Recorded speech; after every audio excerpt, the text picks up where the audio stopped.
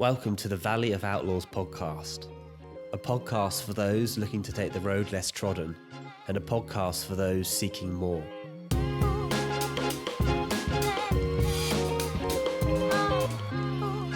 But this is a first.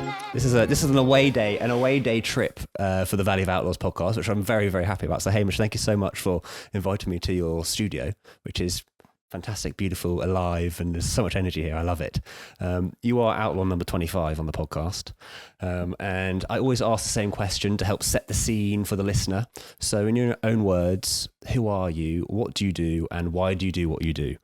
Thank you for having me, Will.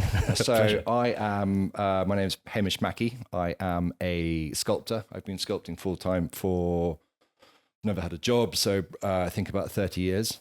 I predominantly work in bronze, mostly wildlife, but occasionally people, occasionally abstract things, really whatever I can sell and whatever I enjoy making. So that's me. So I guess I'm what you call a professional sculptor. I love that. And why did you get into it?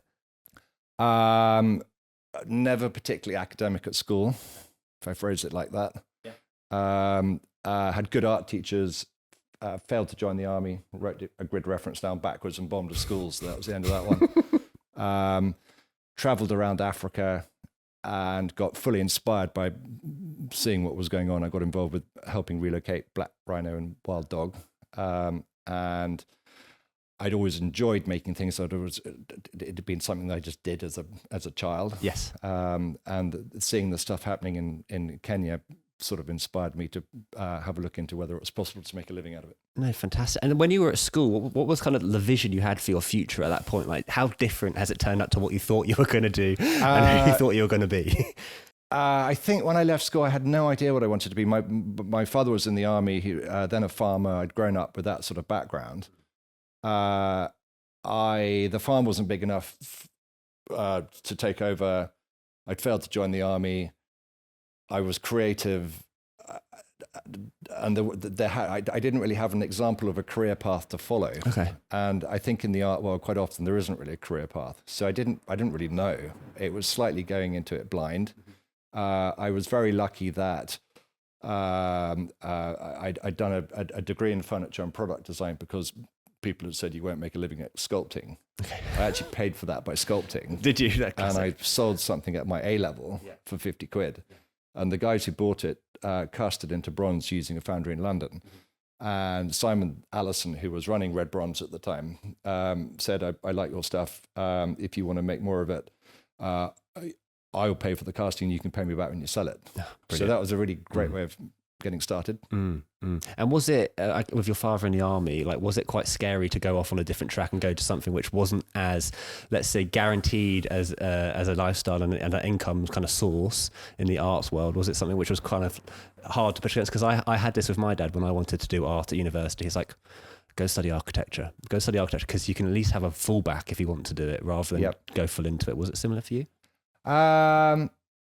I don't think I found it scary because I don't think I had anything to compare it to. You know, I'd never really seen someone follow a career path other than farming. Okay, yeah. You know, I wasn't from a city background. So I didn't really know. I mean, and it was a passion that I think I had to give it a try, because if I hadn't given it a try, I'd always be thinking, God, I wish I'd done that. Mm-hmm.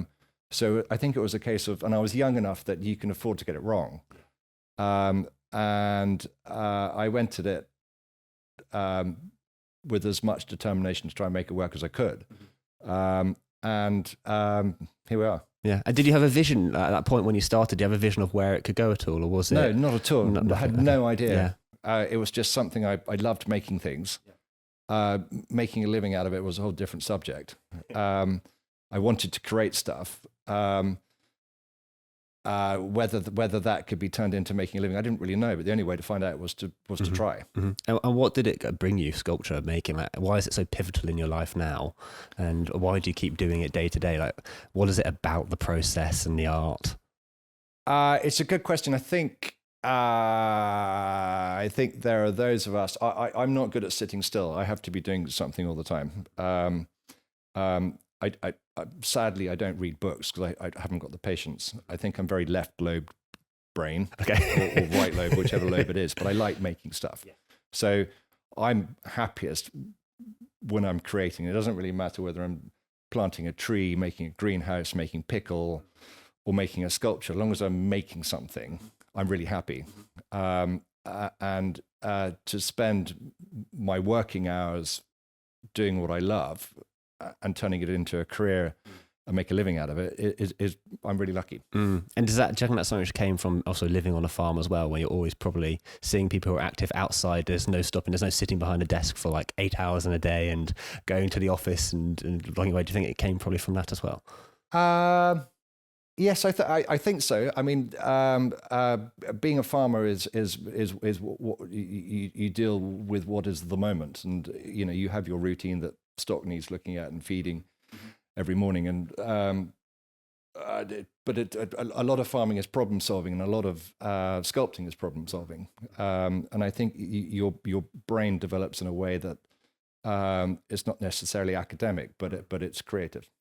And I'm always interested also at these early stages of like your relationships with your parents, and like, did they raise you to think outside the box in terms of how you wanted to live your life and actually ways of finding happiness in different things? Or was it, with your dad in the army, is it more regimented? I don't think my parents had any gave really any sort of instructions as I think you should do this. We were very much brought up and expected to help on the farm, which I loved, and it was we had the most amazing childhood in Cornwall, and it was very practical, and we were always outside and we were always doing things, but no one sort of said how are you going to make a living, what's going to happen.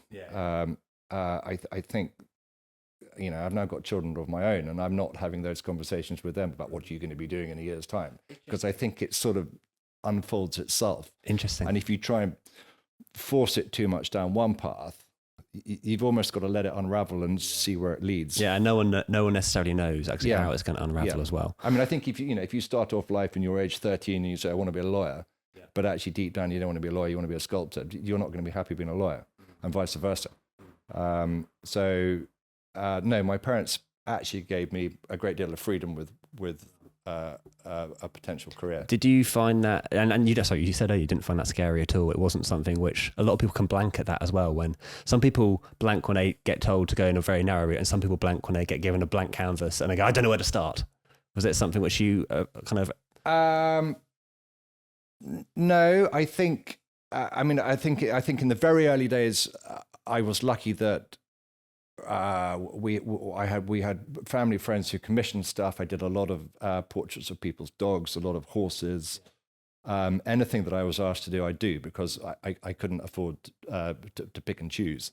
And then slowly, I would then make what I think I could sell.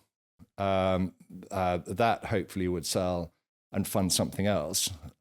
And then slowly, as that happened over a few years, I could then branch out and do things which are a little bit more experimental, and not necessarily something that I knew would sell, but might give me more pleasure in creating. And it becomes a bit of a fine line between sculpting what I think I can sell and making a living, and then actually making what I really want to make. But sometimes that goes horribly wrong, and you don't sell it. It's interesting because I feel like when you do it for yourself, you're willing to experiment a lot more. You're willing to push it further than you maybe would do on something which is a commission or something which you're trying to sell to a market. Yes, and one of the problems with casting into bronze, which is the route that I went down, is it's a really expensive game. So I can't really, I couldn't, certainly in the early days, afford to get it wrong. The creative freedom of doing exactly what I wanted was actually quite restrained by the cost of what I was doing. I couldn't afford to get it wrong. And because I was trying to make a living out of it, I couldn't really afford to make something and it not work. So very few sculptures I binned. I actually ended up casting most of them. And I think if I did it again, having more drive to be freer at the beginning, not necessarily freer, but to do it just for the sake of doing it and see whether it worked, might have been another way of doing it. Mm-hmm. I mean, I think the thing is also your subject also sometimes makes it a little bit more difficult to be as loose, maybe when you're trying to cast animals and kind of get the character and the kind of the feeling of them? It probably do you feel it like restricts you a little bit? Yes, yes and no. I think I'm still trying to work out my style. Okay, It's always really? evolving, and I think I've gone through periods of being quite loose at the beginning because they weren't very good, and then you get quite tight and anatomically correct, and everything becomes almost a little bit too like model making, and then you say to yourself, actually, I've got to put more of my style into this. So then you go a little bit looser, and at the moment, I'm trying to do very quick gestural mark making, but anatomically correct. I think it was Gerard Scarfe who said it takes me 30 seconds to do a cartoon, but it's taking me however long to learn how to do it. Yeah. And it's getting that spontaneous energy into a surface, but at the same time, with it being correct, that I now want to head down.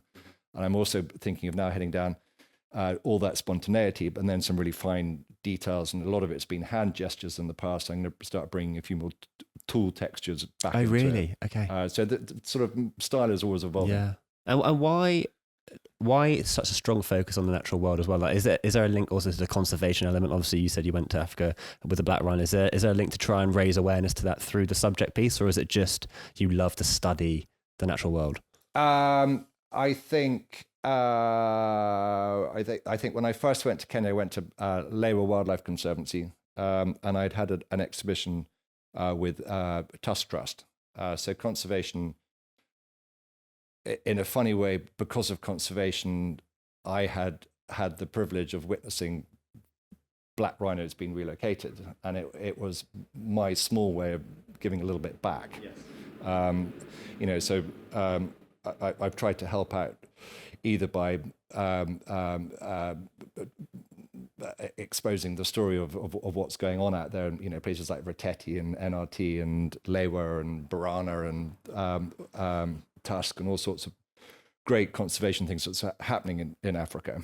As my way of saying thank you, because if we don't do it now, that's not going to be there for the next generation. 100%. And I've been so lucky to spend hours in the back of a Land Rover on my own with elephants, and hopefully that can happen for the next generation, but it's only going to happen through conservation. Yeah. It's funny, actually, when I came a few weeks ago to get the sculpture off you, so I got a cheetah head, anyone listening, but one of the reasons I chose the cheetah was because it is such an endangered animal now, and I wanted to have something which I felt represented the animal I thought I knew in the wildlife, and exactly that. Like, I think that we see all these animal programs online, and David Attenborough is the guru for anything conservation and about the natural world, and reminding people how beautiful they are as well, and sculpture does that in a way, like actually catching a moment, catching the energy of that is such a brilliant way to do it. So it's brilliant. But I saw some videos earlier as well of you in the savannah sculpting on the go. So how difficult was that, like, initially, to actually do something quickly? It's so for me, studying my subject in its own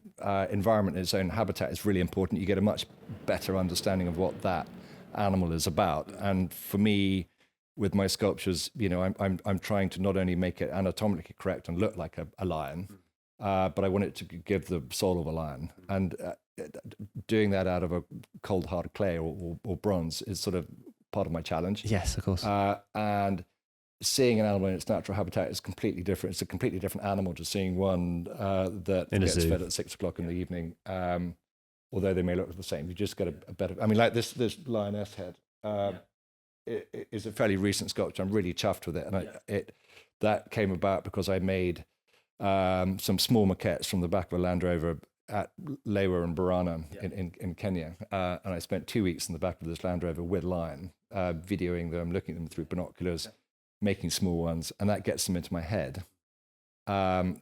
And then I had all the measurements and came back to a more controlled environment of my studio and do the big one. So do you build almost a character of that line in your head? So you're photographing it, filming it, you're getting all these kind of studies of it and understanding it, and then you've got an angle. Have you found, or do you find a photograph you like and you go, actually that angle of the head's fantastic, I'll start with it? Like, how do you start with that composition?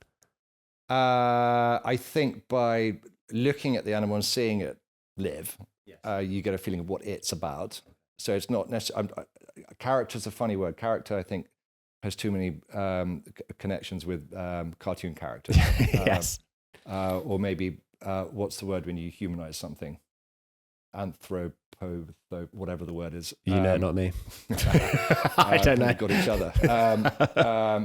So I'm in a funny way, I am trying to put a character onto something, but I'm actually just trying to give the essence of what that creature is about. Yeah. And like cheetahs are a very visual animal, so they've got huge eyes. Yeah. They're very fast runners, so they've got incredibly thin cheekbones. Interesting. And I've studied the skull of a cheetah, and it's almost paper thin. Because that's how they've evolved, and it's sort of working out why things are like what they are.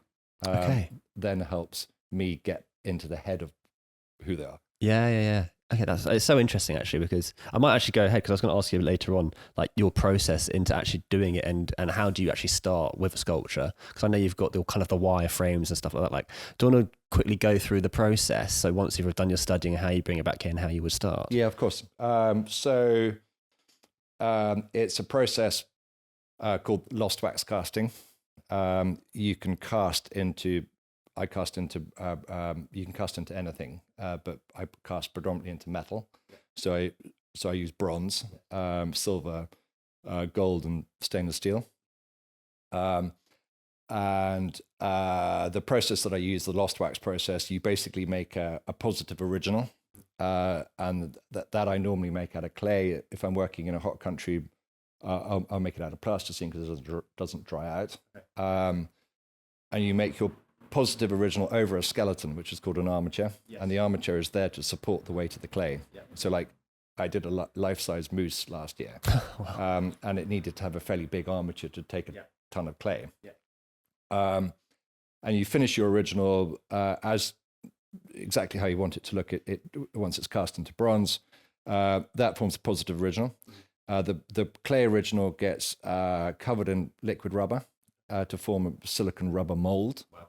Which picks up all the knife marks, the fingerprints, the details, the shape. It's silicon rubber with a fiberglass case. Yeah. You take the case off, peel the rubber off, throw the original away, and you now got a negative mold, which you then fill up with wax to make a hollow wax positive. Yes. The hollow wax positive comes out of the mold.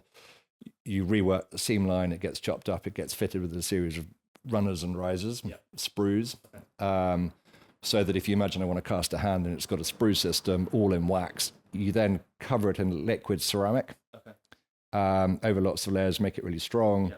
If you imagine dropping bronze as a liquid from the top to the bottom, it's like dropping a hammer. Yes, okay. So it's got to be strong. Yeah. And you turn it upside down, you bake it, which does two things. It melts the wax out, hence the term lost wax. Yes, okay. And then gives you a negative ceramic investment, which you then put the right way up, and then you melt your bronze to about 1150 degrees and pour the bronze into the hole where the wax was to go back to a positive bronze. And then you've got to chop off all the pipes, weld it all together, patinate it, and you end up with your finished sculpture. And what's that timeline for that? The timeline on a sort of average size sculpture, it's probably about 4 or 5 months. It's a process that hasn't changed in about 6,000 years. Wow, okay. We've got modern welding methods and modern materials, but the general process hasn't changed for a very long time. Interesting. And what I love about it is if I stick my finger into soft, wet clay and I leave a fingerprint, we can actually get that fingerprint in a cold, hard metal. That is really cool. Pretty cool. It is very cool. And so they also come in bits, and you said they weld them together. Like how do they hide the seams of that? I know that's the guys at the forgery do that, but it must be one of the most important parts. Lockbund Foundry, who it's Simon Allison who backed me in the beginning. He moved out of London when he was running Red Bronze. I've had a working relationship, a symbiotic relationship for about 30 years now. They are really good at what they do, and the skill of a good foundry is to give me back in bronze what I gave them in clay. Again, it's easy for me to push my finger through wet clay. For them to weld two bits together and then chase back the weld so that you can't see it is the skill. They can't quite put a fingerprint back into it, but they can put texture into it that um, it's hard to see where something has been welded, and that's a skill of a British foundry. Yeah, no, it's fascinating having a look at all of these as well, because if you ask me to find where the seams were, I don't think I'd be able to. Good, and that's what we pay them for. Yeah. How do you also? It's such a long-term kind of project, a sculpture piece. Like, how do you do it? Like, do you have to become quite patient in it, or is it you have so many on the go that you're just kind of not waiting for it to finish? I wouldn't say I'm the most patient of people. It is there's always so much going on. So, one of the funny things about casting into bronze is I finished the original. It goes to the foundry, and then I don't see that sculpture, which is going to be the new sculpture coming out for 4 months. The moose was 8 months. Wow. Okay. So sometimes when it's then cast, I go, oh, crikey, or I go, oh, I wish I'd done like that. And in between those 4 months, I've made other things. So there's always a cycle of new things being made, new things coming out of the foundry, which keeps it fun. No, it's interesting. I think I'm quite impatient. I mean, one of the reasons I didn't want to do architecture was because projects can take like 2 years, and I want to do things quickly and see results quickly as well. So, and I paint a little bit as well, and I take a bit of time, but I don't love waiting on it too much. I like to get things and be really in the moment and try and blast it out in 2 or 3 big sessions, basically. Yeah. So it's a different approach, I guess, as well. Once you've got your your clay done, you have to just accept what it is and then see what comes back in that sense. Yes. Whereas if you are a painter or a baker, if you're painting, sometimes paintings take months, of course you do, but you can also do one relatively quickly. Or if you're baking a cake, this creation is done within an hour. Yeah, exactly. Yeah. The sculpting is a slow process, and a lot of planning therefore has to go into exhibitions and things because there is such a long lead time. I exhibit at Chelsea Flower Show, and normally I try and have one new big sculpture every year. Wow, and I have to be thinking about that about a year in advance. Yeah, no, of course. Just to get it cast and finished in time. No, of course. Interesting. Okay, well, actually, it's good you went on to that. So there's one part being the artist, and there's another part being the seller. How did you master that, or how do you try and position yourself into being someone who can sell your story and sell your art? And did you find it hard to do, or is it something you've naturally good at? Certainly not naturally good at it. My wife is a huge support now on the whole marketing side, Laura. And marketing has changed a lot from when I first started. I think in the early days, Mark Koreth had been a great help to me. He was connected with the Sladmore Gallery. He's a fellow sculptor. I didn't want to tread on his toes, and the Sladmore Gallery was, at that point, and probably still is, the best gallery doing the sort of things that I wanted to do. So that ruled out that one. I failed to get into other galleries. So I was, because my stuff was quite amateur. Don't put yourself down. And I guess I was slightly forced, because I didn't get into galleries, to do it on my own. So I did my own little exhibitions. My first studio, having moved up from Cornwall to Oxfordshire, was in a cart horse stable, and I did my first exhibition in this cart horse stable. The floors were cobbled and had a drainage in the middle, hole in the middle, and I was quite conscious of collecting names and addresses. So I would then do an exhibition, maybe with Knight Frank in a barn somewhere, and collect all those addresses, and you collect addresses from friends over here, and you slowly pile together a mailing list. And then I started doing exhibitions in London, and I got myself onto a sort of 3-year cycle of doing a solo show in London. And that was quite a big marketing thing. We were producing a catalogue for it. The last solo show I did, I think it was in 2016 or 19, I can't quite remember. I think it was 16. Was in the Mauer galleries. I think we printed 60,000 catalogues, which got posted worldwide. The logistics of doing a big exhibition become quite big. And I could rabbit on the marketing side of things. Should I just carry on? Feel free. But I find it interesting, just because art is such a personal thing. Yeah. And then you have to go out and sell, and it's quite hard to necessarily sell it in the same way as you feel it, if you know what I mean. Yeah, and I think I think selling yourself is always a hard thing. Without you've got to do it in a way that I find the best way basically is to say, "Hi, I'm Hamish," and then run as fast as I can in the opposite direction. but be there. Yeah. And I've always been quite quick to reply to emails. Yeah. And if people have got questions, I'll engage with them. Yeah. But I've never been one for trying to force it down someone's throat. Yeah. I think people have got to. I think art has got to be. You can't force someone into buying art; they've got to like it. Mm-hmm. So the marketing thing, I think it went in the early days from 3 points of contact. Yeah. You might meet someone, get their address. You might send them an email, and you might then have a solo show, and they might come to it. Yeah. That I now think is rapidly changing because of social media. Yeah. So Laura does all of our social media, and she's doing really well. We've got something like 40,000 followers on Instagram, and it's a really quick way of getting what is a visual game out there. Yeah. In the past it was every 3 years with a catalogue and maybe an email once a year. Yeah. But now we can do an Instagram post, once a week, twice a week. Yeah, the digital world is always waiting as well. And things like what we're doing today, works really well for websites and YouTube and, all of that sort of thing. Yeah. And it wasn't there 20 years ago. And I think that makes the marketing of art much easier for artists. And actually, I think collectors probably quite like dealing with the guy who's made it rather than through a gallery.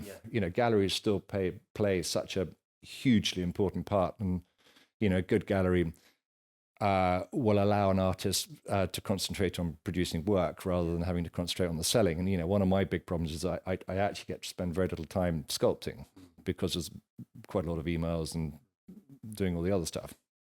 But then if I was sculpting all the time, I'd be madder than I am. Do you think you need that space then to come back and build that creativity and that kind of energy for it? Yes, definitely. And I think actually having a break from being creative is really healthy.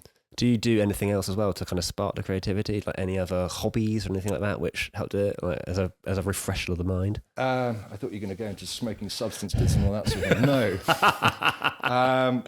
No.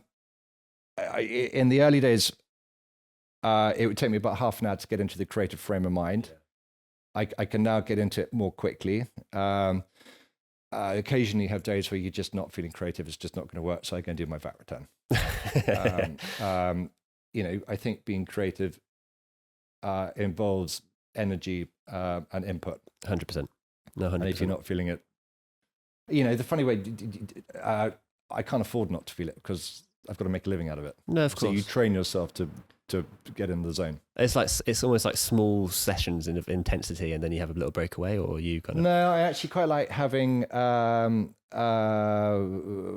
month or two of intense sculpting, and then maybe 2-3 weeks of catching up with paperwork, going on holiday, doing something else. Yeah.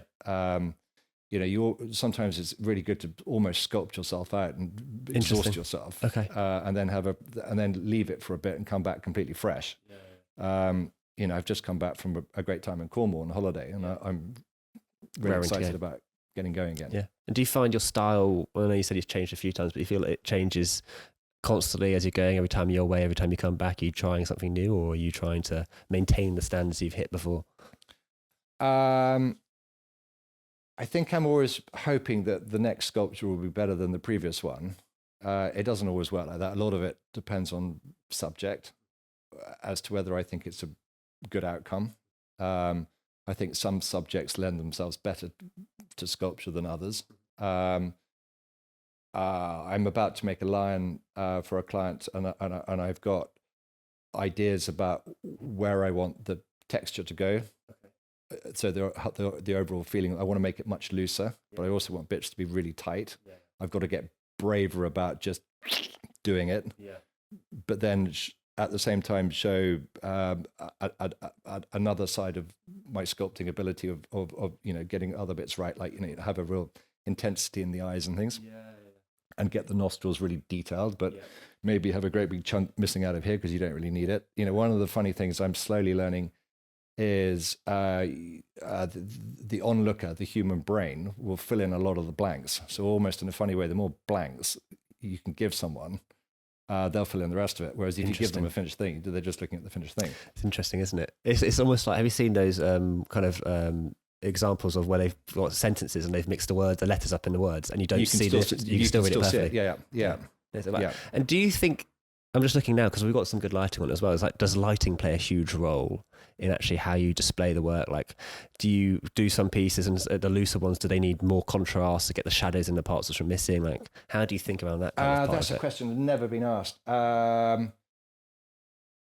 think quite often people buy a sculpture and they plonk it on a shelf in the house or on a table in the house, and it looks fine, but you can actually really make a sculpture sing.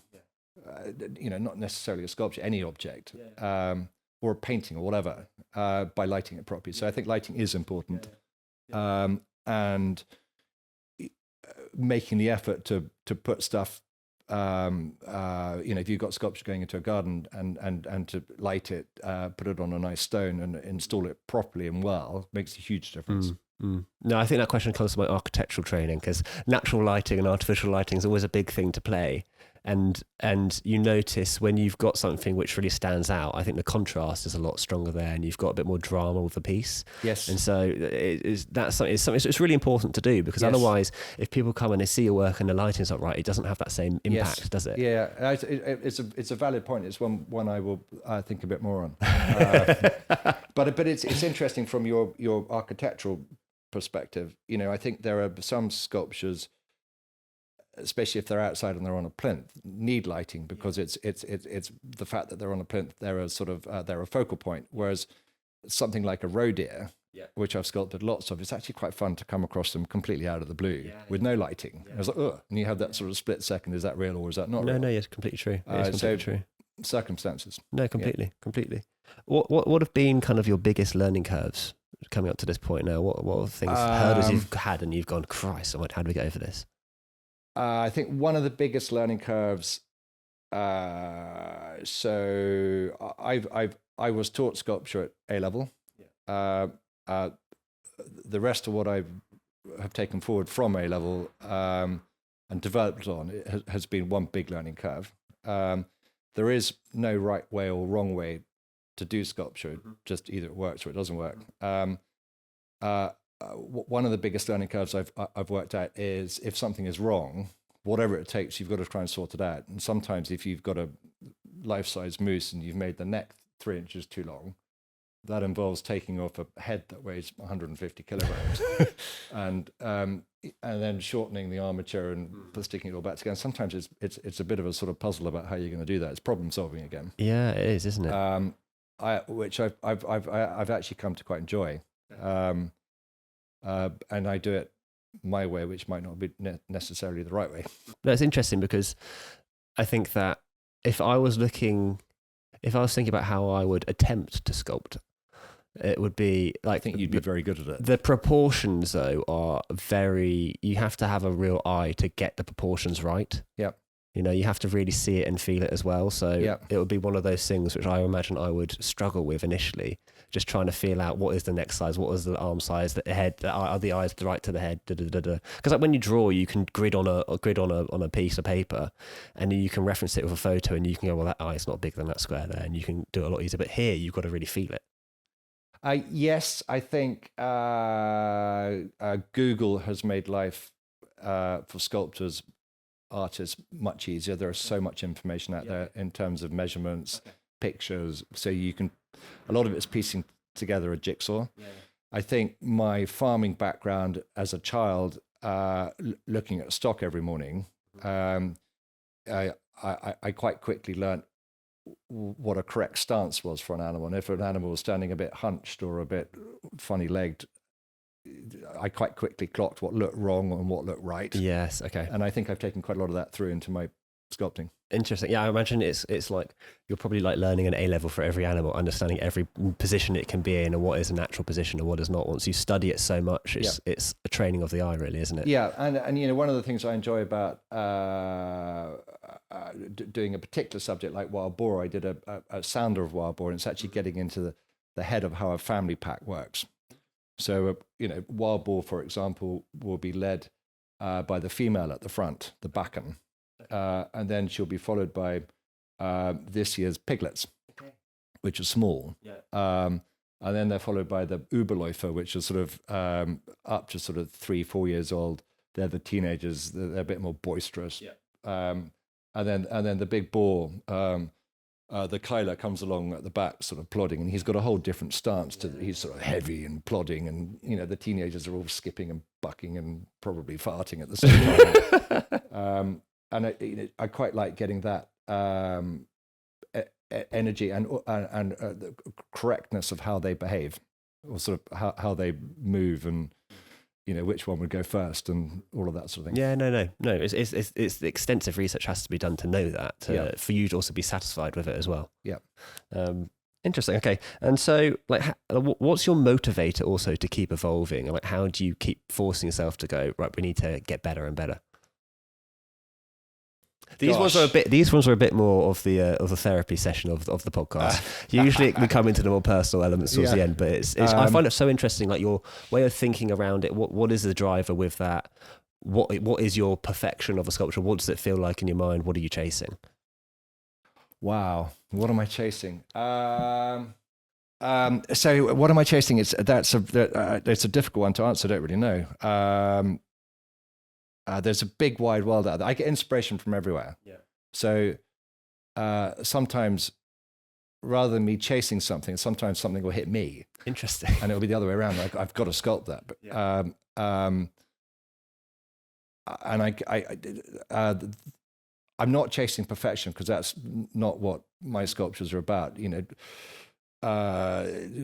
could talk about the Fibonacci sequence, the golden ratio 1.618. And if we put our faces into the grid, those that fit the sequence the most closely are the most beautiful people by any judgment around the world. And quite often when I'm sculpting, I will get it wrong. I'll be putting my interpretation on something, and one eye will be a little bit higher than the other. But then we are often like that. And to make it perfect would kill that. Well, it would kill your style, wouldn't it, as well? Slightly. I've had that experience as well, actually, because all the paintings I do are all architectural. Yeah. And so I love to do iconic architecture, but most of the time I will project it, because I just don't have the time to go and study it. So I project it to get it right. And I've had people come around, and I did one or two which weren't projected, and people like the feel of the unprojected ones because it doesn't feel right. Yeah. But some people then love the ones I have projected because they look architecturally perfect, and they go, oh, that's definitely done by an architect. That's done by an artist. Yes. And it's a really interesting distinction within that. Totally with you. So things like perspective, when you've done it from a photograph, you can't get it wrong. Yeah, exactly. Whereas if you get that perspective wrong as the artist side of it, it shines out as an error. 100%. But is it an error, or is it the artistic? Well, exactly. Input. It depends. It goes back to this idea of chasing perfection. Yeah. It depends what you want to achieve. I think one of the things I need to do going forward is actually to be braver about leaving things imperfect. Yeah. Imperfect. Which part of the process do you enjoy the most? Definitely the making side. So that starts with the research. I love traveling. I love getting inspiration from around the world. And then, I love being in my studio, cranking up the music and sculpting. A day can disappear really quickly, and you're not really, when it's working well, you're not really thinking about it. Yeah. It's sort of automatic. Yeah, flow state, isn't it? Yeah. And when you start thinking about it, that normally means you need to go make a cup of tea or something. Have you ever suffered from imposter syndrome in this kind of space? Like, do you go to, like let's say the Chelsea Flower Show, and there's maybe a few other sculptures I have not been, so I don't know. But do you ever stand there and think, God, what am I doing here? Like, or do you feel like, actually, no, I deserve to be here? Because a lot of people suffer with that kind of position of feeling like an imposter in their own space. Like no, I don't suffer from imposter syndrome. There's always room for improvement, and there's, I think when I first started and I went to go and talk to Mark Korath, I walked into his house and I'd made little things out of beeswax. Yeah. And I walked into his house, I had a cheetah head, and he had a cheetah head, and we'd done it from the same cheetah. Oh, really? And then I had a rhino, and he had a rhino, and I'd done an elephant reaching up for a branch, and I said to Mark at the time, "Crikey, I think I'm going to quit now because you've done these three that I had brought in to show him." And I remember him saying to me, "It doesn't matter, you think how many people have sculpted a female torso over the years, thousands of them, but you just do it your way." Yeah. And he said this to me, and I think that helps get over the imposter syndrome. There are a lot of really, really good sculptors out there. Yeah. And we all just do it a little bit differently in our own way. Yeah, no, fair. No, it's fair. No, it's fair. It's still trying to get at the top of that list, but there we are. Did you have any like self-limiting beliefs that you've overcome, like thinking, I can't do that style, and I know it links to that question a bit before, but when you're younger and starting into it, did you have any kind of like self-limiting beliefs that stopped you going in a certain direction with it, and then you went, actually, no, that's bullshit, like stop believing that? Not really. I never really got heavily into horses because most people who wanted horses wanted more of a model style of sculpting, a tighter, smoother surface, which was never what I was about. And there were sculptors who were doing the horses really well. So horses weren't a big thing at the beginning. I'm since. I did some big horses for Barclay Group in London, but I did it in my style rather than what you might see at a race course. And sometimes I think horses are actually a relatively easy animal to read. I find I can work out what they're thinking. They're quite straightforward. Yeah. And a lot of horse sculptures are of a horse standing. But it's actually not what horses are about. Horses are about dynamic and speed and flaring nostrils and flowing hair. And I'd like to see more of that in horse sculptures. No, it's an interesting point, actually. It is very, very true, actually, as well. I don't think I've seen many. I've seen a few running, but not loads. You generally see them standing. You see a lot of sculpture of the horse's head, don't you? What's the one of horse drinking water? Nick Fidian Green. Yeah. His huge horse head, which is beautiful. It's amazing. It's fantastic, yeah. But it's a very interesting point. What does fulfillment mean to you? What does fulfillment mean? Happiness within your work and kind of like feeling like your life's, I guess, like in a good way and wholesome and complete. God, how am I meant to answer that one? It's just personal. Fulfillment. This part's interesting. Happiness. Yeah. What does it mean to you? Happiness mean to me? Yeah, I guess it can relate to your art as well. If you're not happy, change what you're doing. I'm lucky. I'm touch wood, a happy person. I'm an enthusiastic person. I have a lot of hobbies. I don't mind my own company. I'm quite happy when I'm in here. In fact, I'm probably most happy when I'm in here. When it's going well. I'm generally a happy person, and I know not everybody is, so I'm very lucky that I have that disposition.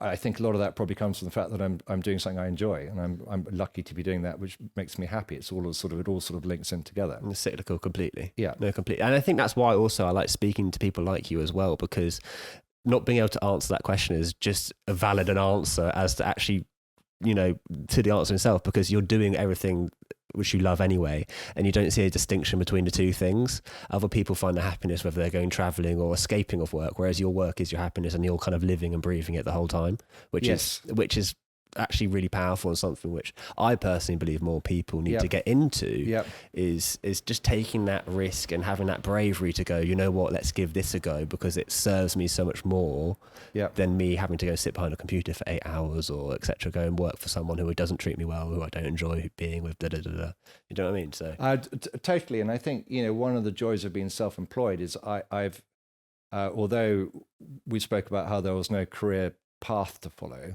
I've slightly guided my sculpture path through my hobbies, so traveling, wildlife, being outside, finding things, history, all the rest of it. And I've been very lucky that it all amalgamates into a sort of pot of life. Yeah. And for me, I'm lucky that it's a happy pot. Yeah, no, completely. Okay, we'll go final maybe 5 or 6 questions, and these ones again are from your experience and trying to give some advice, I guess, for people who are a bit younger on. So what kind of advice would you give to people in their 20s who maybe don't know what they want to do and I kind of feel quite lost at the moment and pressured that they have to succeed and move forward quickly? I don't think you do need to move forward quickly. And I think failure is totally acceptable at the beginning or at any time. I think you almost learn as much from failing as you do from succeeding. And you've got to give it a go. So if you don't give it a go, you don't know whether you're going to fail or succeed, but try. And I think sometimes it's very hard to start something which you've got no knowledge of. There's no path, there's no backing, you don't know how to do it, but you just have to find a way. Yeah. And I think a lot of it is self-determination. I think, again, going back to my girls, if I can give them enough self-determination that they want to make something succeed somehow, hopefully they'll work out how. Yeah. Which makes no sense at all, does it? But you're setting the example. Do you know what I mean? And that's the thing I guess parents do is the best thing to do is set an example for how you think living well should be, and then your kids kind of follow from that. Yeah, and a work ethic. Yeah. Nothing works without lots of hard work. Yeah. And the early days of sculpting were really tough. Yeah. I can remember when I was first married, bin bags used to go out, and if they went out when they weren't full, I'd get stressed that we couldn't afford to be sending that bin bag out because it wasn't full. Money was tight. Yeah. And I think growing up on a farm, going back to that again, both my parents put a really good work ethic into us. We were expected to help on the farm, and I love that. And I think that's carried through as a sort of work ethic. Having a mortgage again helps. How has your mindset changed as you got older as well? Like mindset towards life in general and things you want to do? I'm trying to become more relaxed. Yeah. I think having a big mortgage and doing all that sort of thing at that stage of life was quite stressful. Yeah. Hence the grey hair.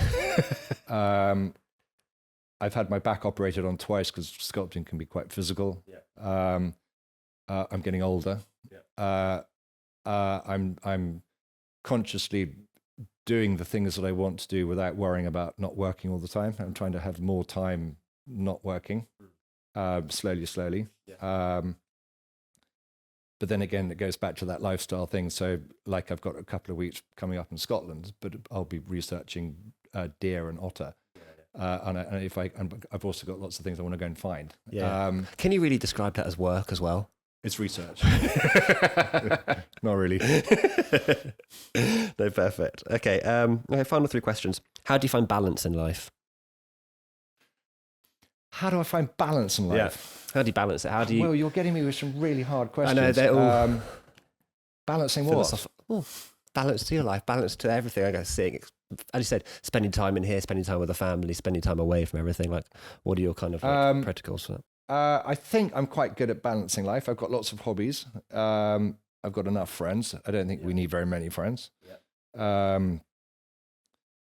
I think I have a good work-life balance. I hear that phrase kicked about. Yeah. And again, it's sometimes it gets a bit blurred of what is work and what is life, because sometimes it combines. Yeah.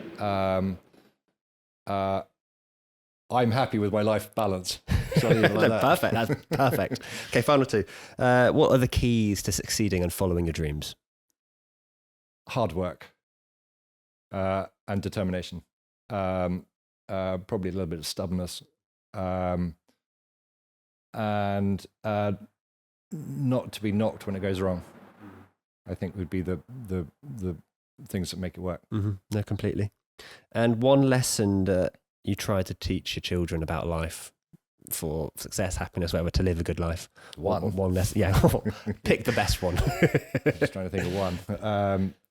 One lesson. Go again with the question. What would one lesson be that you taught your kids? I know they're a bit older, but about life, or what would you try and teach them now about life to kind of live a good life and try and be happy? What would be the one lesson and one bit of advice you'd give them?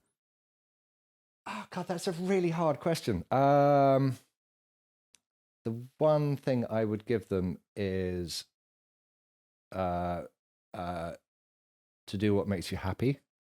I've never said that to them. Maybe I should. Not to worry. I think things can get overanalyzed, and I think teenagers especially can work themselves up into a sort of worried stew. There's so much stuff that goes on in terms of